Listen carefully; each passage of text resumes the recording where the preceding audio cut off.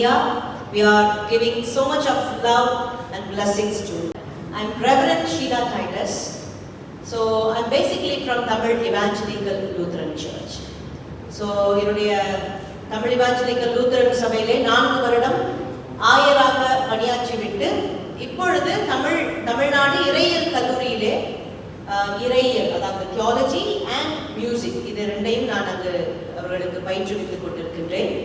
இன்றைய நாளிலும் இந்த கீர்த்தனை காம்படிஷனுக்கு ஒரு அழைப்பு கிடைத்தது ஜட்ஜ் பண்ணுவதற்காக. அதற்காக நான் இங்கு உங்கள் மத்தியில் நின்று கொண்டிருக்கின்றேன்.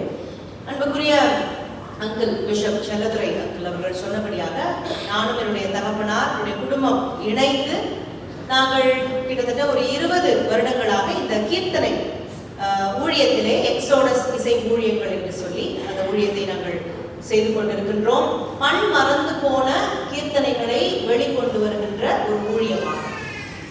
ஒருவேளை இன்றைக்கு மலேசியாவிலே நம்முடைய தமிழ் மக்கள் மத்தியிலே இந்த கீர்த்தனை பாடலை பற்றி பேசுவது என்பது மிகவும் சிறப்பான ஒரு காரியம்.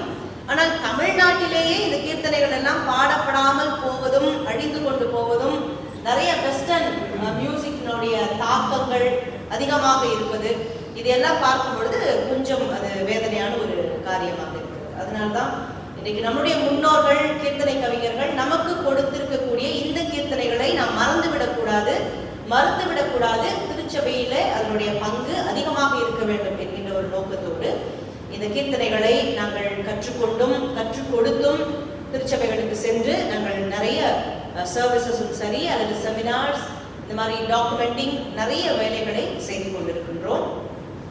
அந்த வகையிலே இன்றைக்கு என்னுடைய தகப்பனார் அமெரிக்காவிற்கு அவர்கள் சென்று இந்த கீர்த்தனைக்கான ஒரு கான்ஃபரன்ஸ்ல அவர்கள் பங்கு பெற்றுக் கொண்டிருக்கிறார்கள்.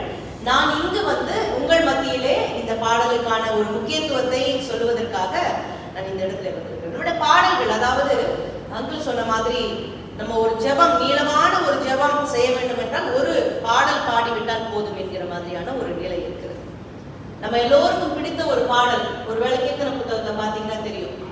அந்த பாடல் அது பிறந்த கதை எப்படி பார்க்கும் பொழுது கரம்பக்குடி புதுக்கோட்டை மாவட்டம் தமிழ்நாட்டில் புதுக்கோட்டை மாவட்டம் கரம்பக்குடி என்கின்ற ஒரு பகுதியில முத்துசாமி உபதேசியார் என்று சொல்லி அழைக்கக்கூடிய ஒருவர் இருந்தார்.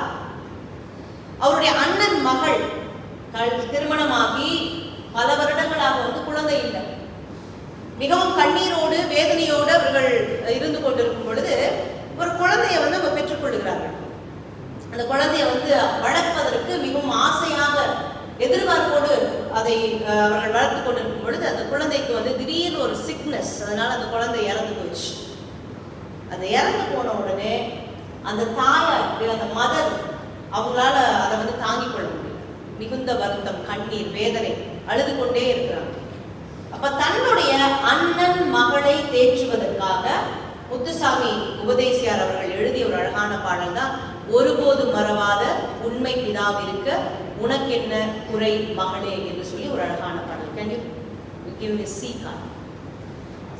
சஹானா என்கின்ற ராகத்துல சாகு பாடல்ல இந்த பாடலுக்கு அமைக்கப்பட்டது.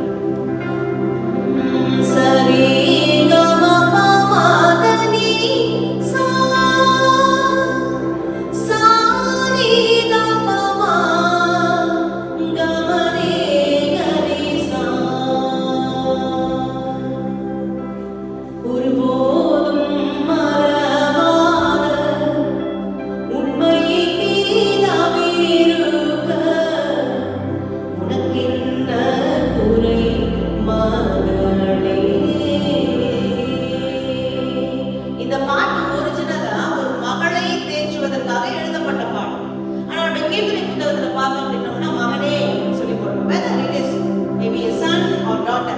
இந்த பாடல் நம்மை உள்ளத்தை தொடுகின்ற பாடலாக, உள்ளத்தை உருக்குகின்ற பாடலாக. It is like a prayer.